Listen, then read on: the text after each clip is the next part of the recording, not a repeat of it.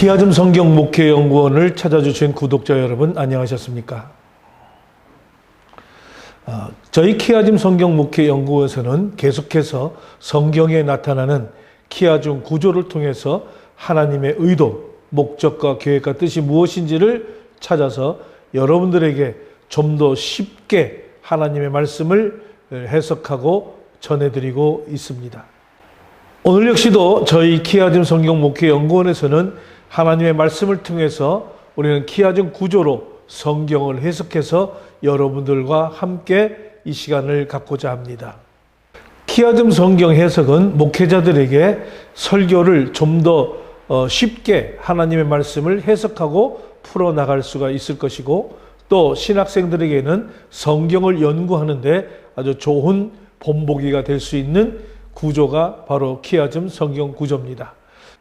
그리고 성도들도 키아즘 구조를 잘 이해하고 알게 되면 성경을 쉽게 해석하고 또 쉽게 이해하는 데 많은 도움을 주는 것이 바로 키아즘 성경입니다. 제가 오늘 여러분들과 함께 키아즘 구조로 성경을 볼 부분은 시편 15편 1절로 5절에 있는 말씀을 여러분들과 함께 보려고 합니다.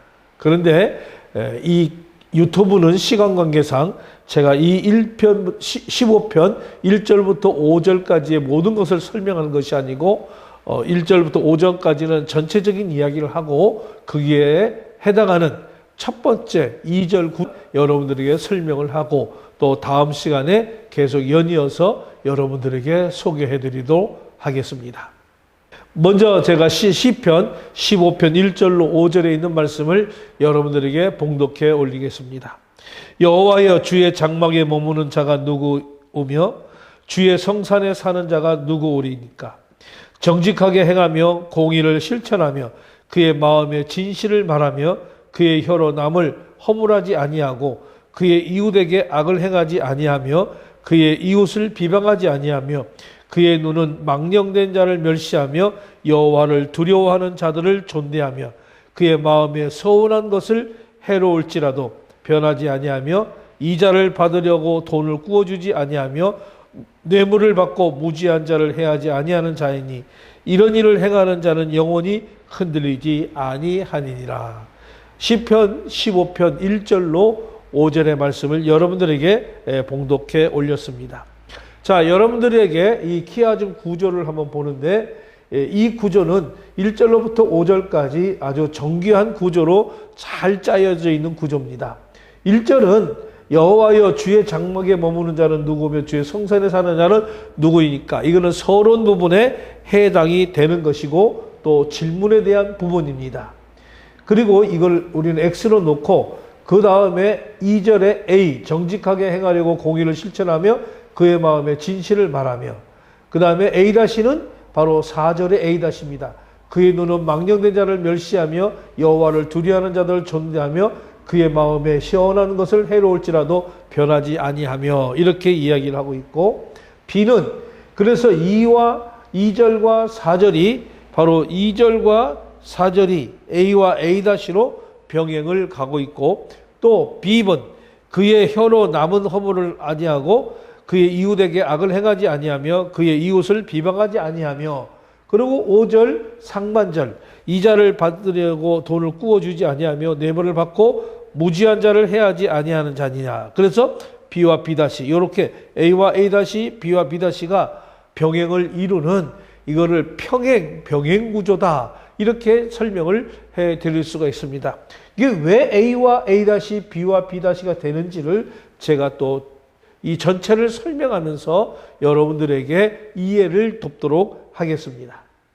여기에서 구조 분석을 보게 되면 이것이 왜 그렇게 평행 A와 A B와 B 그리고 X와 Y가 어떻게 존재를 하는지에 대해서 좀 더 명확하게 알 수가 있습니다. 먼저 이 화면에서 여러분들에게 이 구조 분석에 대한 설명을 해드리면, X는 주의 장막에 머무는 자가 누구며 주의 성산에 산 자가 누구니까 라고 하는 이런 얘기를 하면서 질문을 던지고 있습니다. 그리고 Y에 가면 이런 일을 행하는 자는 영원히 흔들리지 않는다. 그러니까 X가 이 부분이 우리는 질문을 하게 되면 바로 이 부분이 답이 되는 것입니다. 그래서 장막에 머무는 자가, 주의 장막에 머무는 자가 누구고 주의 성산에 자는 자가 누구냐? 그 사람들은 바로 이 일을 행하는 자는 영원히 흔들리지 아니한다. 어떤 일을 행하는 자? A와 A-, B와 B-를 행하는 자들을 이야기하는 것입니다.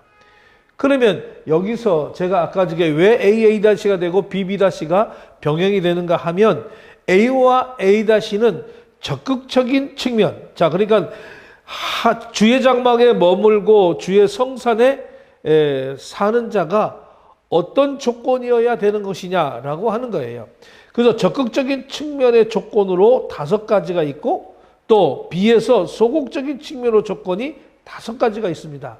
그러니까는 주의 장막에 머무는 자가 누구고 주의 성산에 사는 자는 누구냐? 이런 사람이 되려면 바로 10가지의 조건을 갖추는 자가 바로 주의 성산에 사는 자가 될 것이다. 그런 자는 어떻게 되느냐? 영원히 흔들리지 아니하는 자가 될 것이다. 이렇게 구조가 이야기가 되어지고 있습니다. 그러면 A에서 적극적인 측면이 3가지가 나오죠. 바로 이게 2절입니다. 정직하게 행하고 공의를 실천하고 의의 마음에 진실을 말하며, 그 마음에 진실을 말하고, 그 다음에 4절에 A-가 그의 눈은 망령된 자를 멸시하며 여호와를 두려워하는 자들을 존대하며 그의 마음에 선한 것을 해놓을지라도 변하지 아니하며, 이렇게 2가지. 그래서 이 적극적인 측면이 5가지가 됩니다. 그리고 B와 B-에서 B에서도 적극적인 것이 3가지, B-에서 적극적인 2가지. 그의 혀로 남을 허물하지 아니하고 이웃을 악을 행하지 아니하며 이웃을 비방하지 아니하며, 그리고 이자를 받으려고 돈을 꾸지 아니하고 뇌물을 받고 무지한 자를 해하지 아니한 자다. 이렇게 2가지. 이렇게 해서 소극적인 측면의 조건이 바로 5가지가 되는 것이에요. 자, 이렇게 구조 분석을 하고 보니까 여러분들 이 시편 15편 1절로 5절의 말씀이 여러분들에게 아주 쉽게 다가오는 것이죠. 그러니까 한마디로 말하면 주의 장막에 머무는 자가 누구냐? 주의 성산에 사는 자가 누구냐?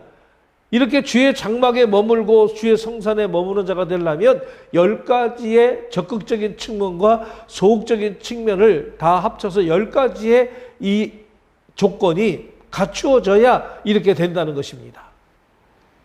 그리고 그렇게 된 자들은 나중에 Y에 가서 영원히 흔들리지 않는다.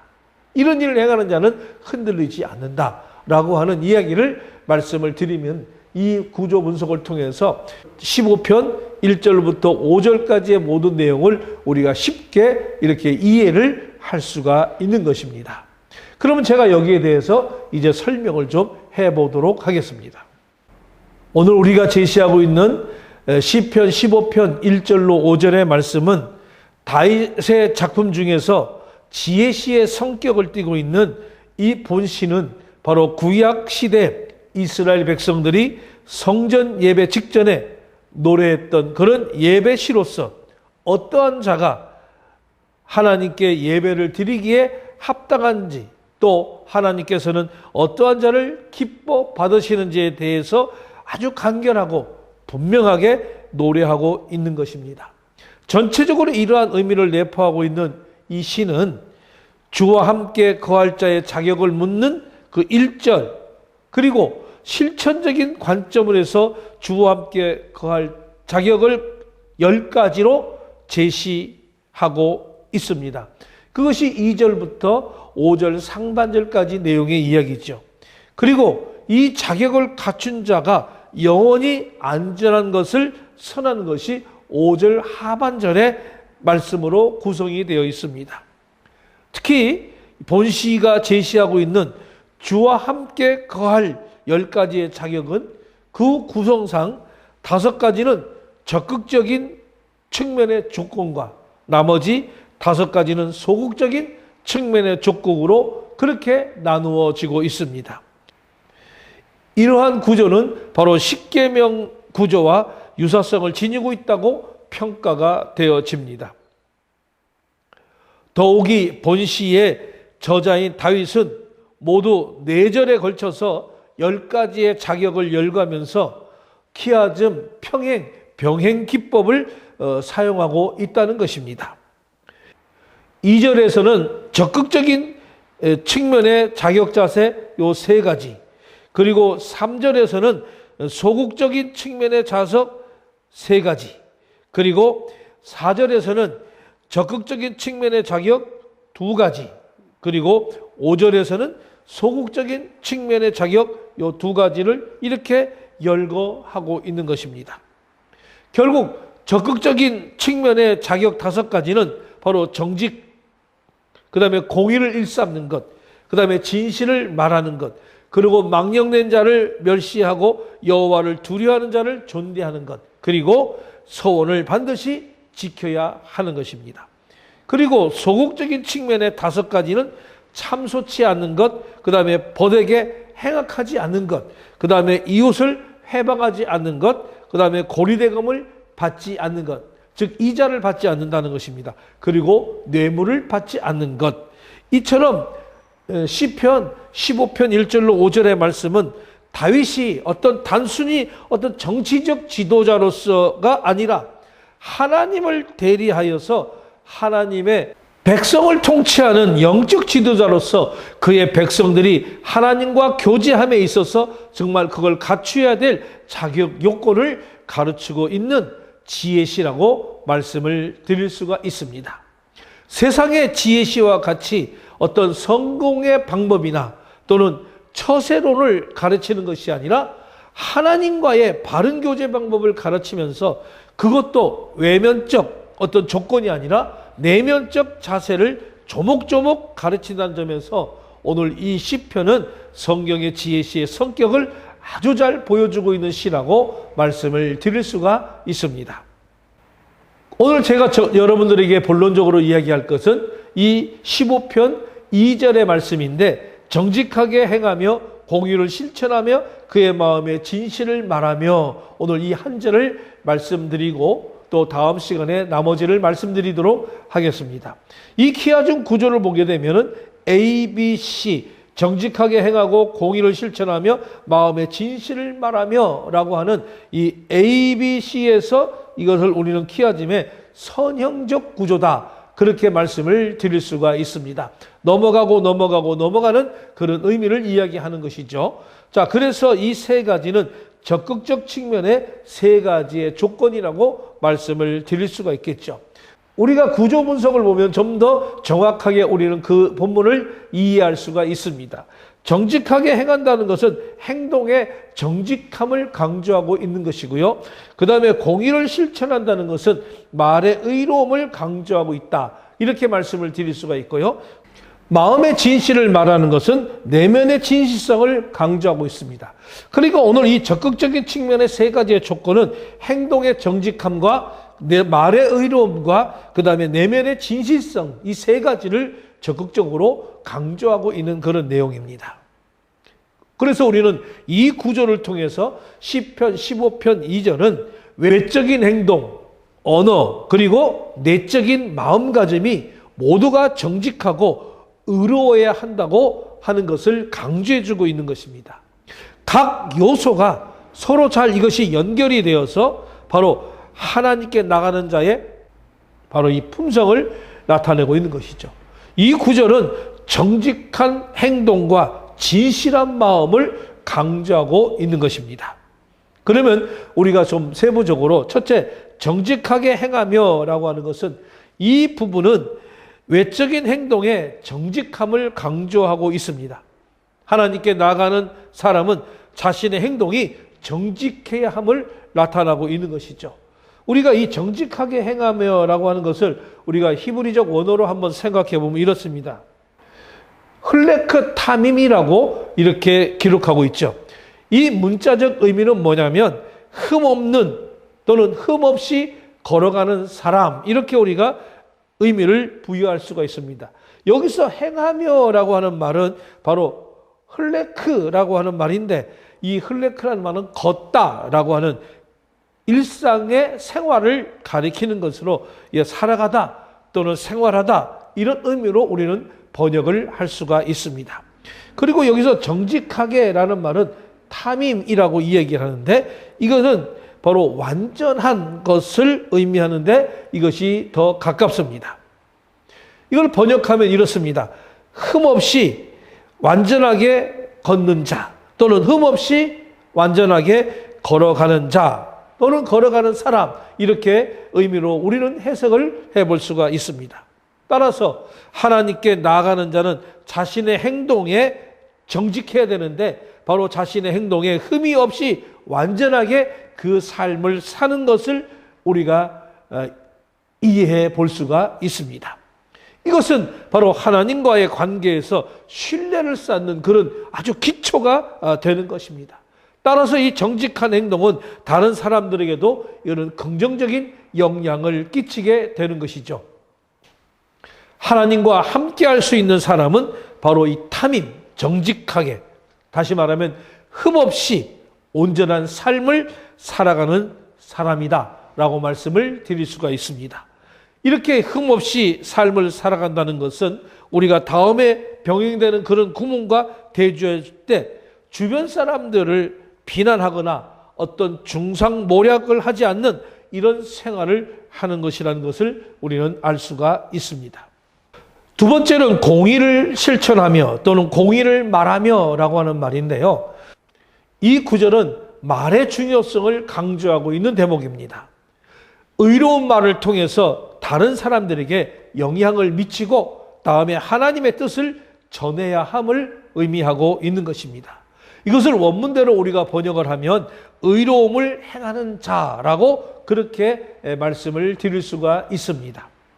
하나님이 인정하는 의는 바로 마음속에 공정한 태도를 갖는 것을 넘어서 하나님 앞에 옳게 여겨지는 것들을 삶 가운데 적극적으로 행하는 것임을 알 수가 있습니다. 이거는 문자적으로 바로 공의를 행하는 사람이라고 하는 그런 뜻이 될 수도 있는 것이죠. 이 공의는 하나님과의 언약 관계에서 지켜야 하는 그런 명령과 규율을 지키며 살아가는 것, 그리고 언약을 맺은 하나님의 뜻에 충성하는 그런 삶을 살아가는 것이라고 말씀을 드릴 수가 있습니다. 따라서 의로운 말을 통해서 사람들에게 하나님의 뜻을 전하고 그들의 삶에 긍정적인 변화를 가져올 수가 있다라고 하는 것입니다. 언어는 사람의 마음을 움직이는 강력한 도구입니다. 세 번째, 우리는 마음의 진실을 말하며 라고 하는 것을 살펴보도록 하겠습니다. 이것은 내면의 진실성을 강조하는 것입니다. 하나님께 나아가는 사람은 외적인 행동뿐만이 아니라 내면적인 마음가짐도 아주 중요하다는 것을 나타내고 있는 것이죠. 이걸 원어로 번역을 해보면 그의 마음에 있는 진리를 말하는 자, 또는 그의 마음에 있는 진실을 말하는 자라고 하는 그런 의미로 우리는 번역을 해볼 수가 있습니다. 문자적인 의미는 그의 마음에서 진리를 말하는 사람이다, 이렇게 우리는 해석해 볼 수도 있습니다. 말은 마음에서 비롯되는 것입니다. 그러기에 마음이 진실한 사람, 거짓이 없는 사람만이 바로 이 진리와 진실을 말할 수 있는 것이고, 하나님과 함께하는 사람은 바로 이 마음이 진실해서 진리를 말하는 사람이다라고 말씀을 드릴 수가 있습니다. 여기에서 다윗이 강조하는 사람은 자기 마음속에 진리를 품고 있을 뿐만 아니라 그 진리를 가감하지 않고 있는 그대로 말로 표현하는 그런 사람인 것이죠. 이런 사람이 바로 하나님께 연락이 될 수가 있는 사람입니다. 마음속에 진리를 품고 있다 할지라도 그 입으로 진리를 말할 수도 있고 거짓을 말할 수도 있습니다. 하지만 마음속에 거짓으로 충만한 사람은 그 입으로 거짓 외에는 다른 말을 할 수가 없는 사람인 것이죠. 따라서 근본적인 측면에서 마음속에 진리를 소유하는 것도 중요한 것이며, 실천적 측면에서 진리를 말하는 것 역시 중요하다고 말씀을 드릴 수가 있습니다. 하나님은 우리의 마음을 잘 알고 계십니다. 따라서 외적인 행동이 정직하더라도 내면이 진실하지 않는다면 바로 하나님과의 관계는 온전할 수가 없는 것입니다. 진실한 마음은 하나님과의 깊은 교제를 가능케 하는 것입니다. 따라서 우리는 이 내용을 통해서 하나님께 나가는 자의 자격은 바로 하나님께 나가기 위한 필요한 품성을 이 내용을 강조하고 있는 것이죠.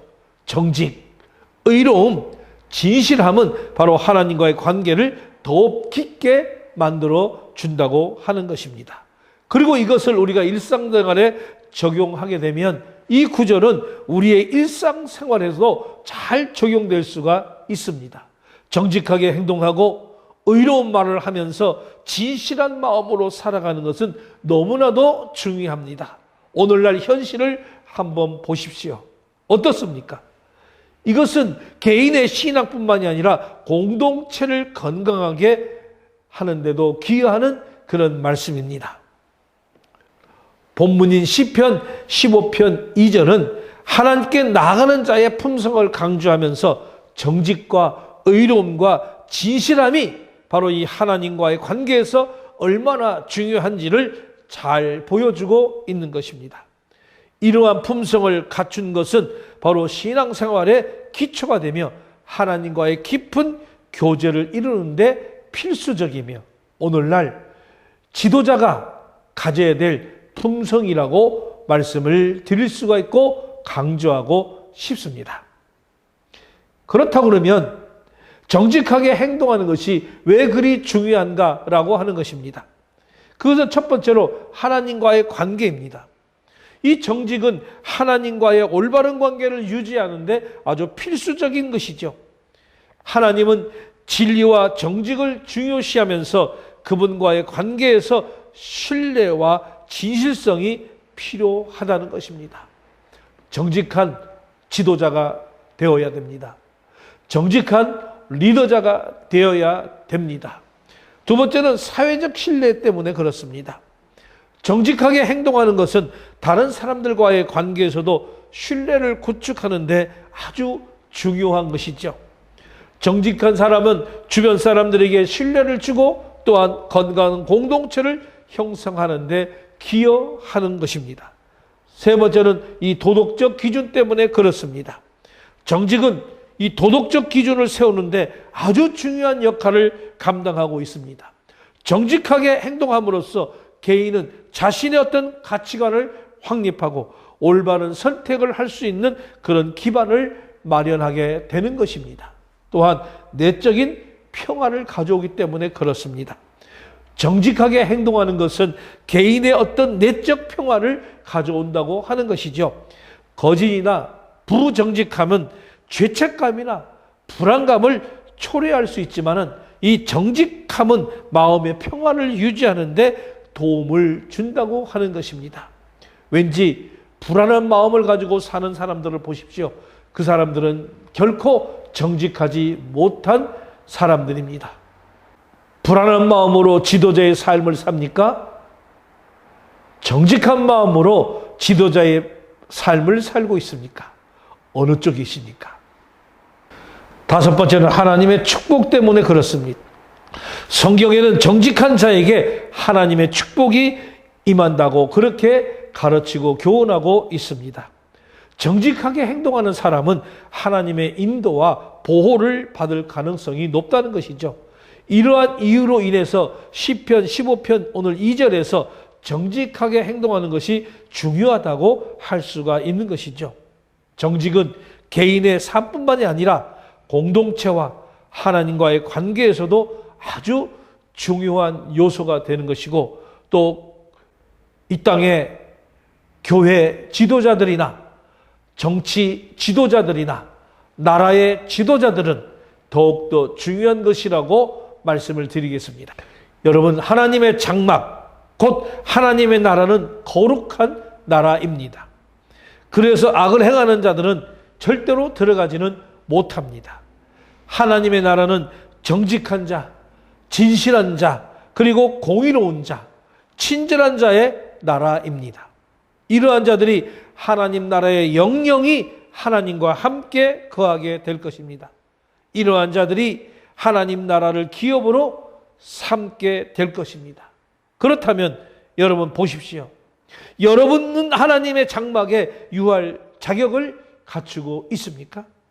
아니면 주의 성산에 거할 자격을 갖추고 있습니까?